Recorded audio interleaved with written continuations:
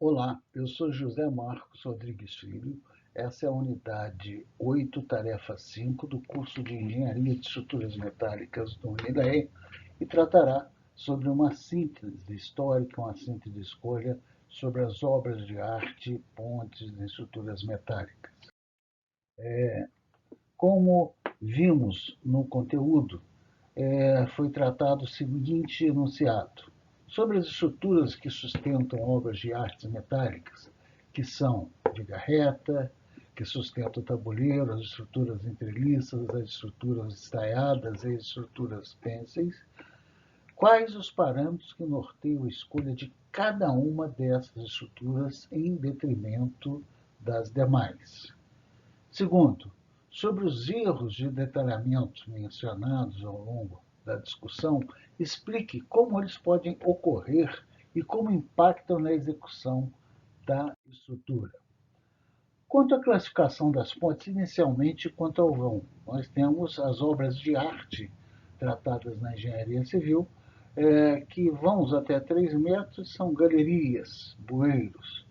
Vãos de 2 metros a 10 metros são pontilhões, pequenas pontes. E as pontes consideradas são com vão maior que 10 metros. Sabendo que ponte e viaduto se diferem pelo viaduto não transpor nenhum corpo hídrico, enquanto a ponte ela pode simultaneamente passar sobre uma rodovia quanto e obrigatoriamente a um corpo hídrico. Quanto à sua extensão, a ponte é classificada como pequena quando ela tem um vão menor que 60 metros. Ela é média quando esse vão está entre 60 e 120 metros e quando o vão é acima de 120 metros, é uma ponte de grande extensão. Quanto à classe dessas pontes, elas são classificadas segundo a norma 7188 de 2013 como classe 45, quando o trem tipo tem 450 kN de peso total, 45 toneladas. Classe 30 para 300 kN ou 30 toneladas e classe 12 para 120 kN ou 12 toneladas. Os tipos de ponte ao longo da história, vem desde o Império Romano, que está antes, a figura 1 mostra a ponte em pedra normalmente arqueada, porque o arco já fora descoberto que ele dava uma sustentação, uma distribuição dos esforços para os apoios. E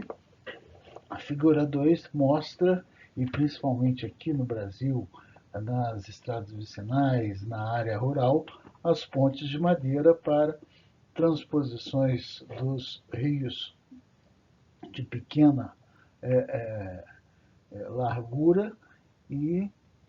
também existe aí pontes com vãos até mais ousados, porém, como a que se apresenta na figura, com as fundações dentro do espelho d'água. A tipologia das pontes, você tem como os seus componentes a infraestrutura, que são as fundações, a mesoestrutura, em que você tem as vigas principais que encabeçam os pilares, e a superestrutura você tem as vigas metálicas e o tabuleiro e a pista de rolamento das pontes. Como para vencer grandes vãos, nós temos aí alguns sistemas na figura 4, a semi-harpa, a harpa e a leque, que são as pontes pênsios, a ponte assimétrica em Teresina, no Piauí, no estado do Piauí, e essa já se tem notícia de projetos com até 2 quilômetros dessas pontes pênsil. Depois temos a figura 6, que mostra a viga reta, a ponte Rio-Niterói,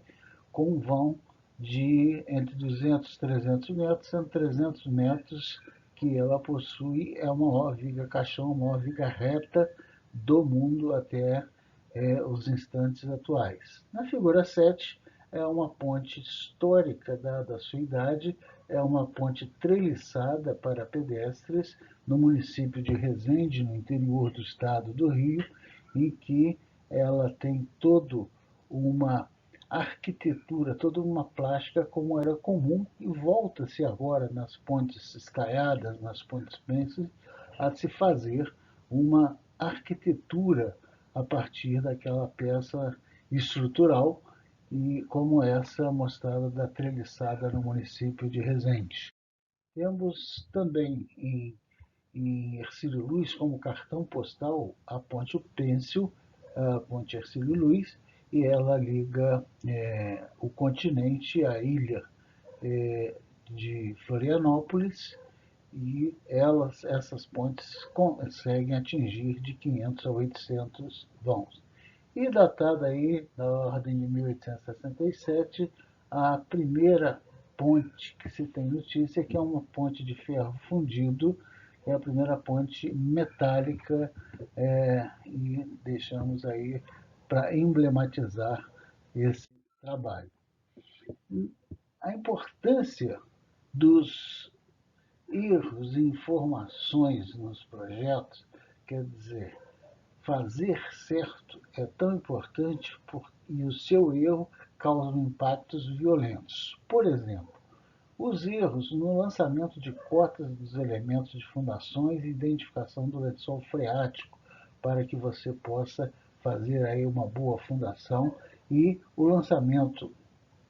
do tabuleiro, o lançamento da mesoestrutura e da infraestrutura, na representação dos perfis geológicos e geotécnicos do terreno, bem como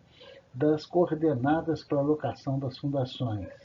nas cotas de grade do terreno natural e do obstáculo a ser transposto, no lançamento da planoaltimetria das informações obtidas do levantamento topográfico, para que ela, principalmente quando você tem elevações, quando você tem curvaturas, para que ela seja bem marcada, bem locada e bem executada. E a omissão ou falta de clareza nas dimensões da seção transversal, na especificação dos tipos de aço e locação desses elementos da estrutura, na falta de informações completas de sua geometria e do ponto de trabalho necessário ao arranjo da estrutura. No lançamento das elevações dos blocos de fundações, de tabuleiro, etc., da falta do lançamento de eixos de vigas e treliças cotados e identificados de forma ordenada. E deve-se primar para mostrar com clareza os contraventamentos permanentes, os enrijecedores de vigas de apoio da viga, as chapas de reforço, as talas de reforço, as aberturas para acessibilidade e inspeção e outros detalhes que sejam fundamentais à sua educação. Muito obrigado, por hoje é só, até a próxima.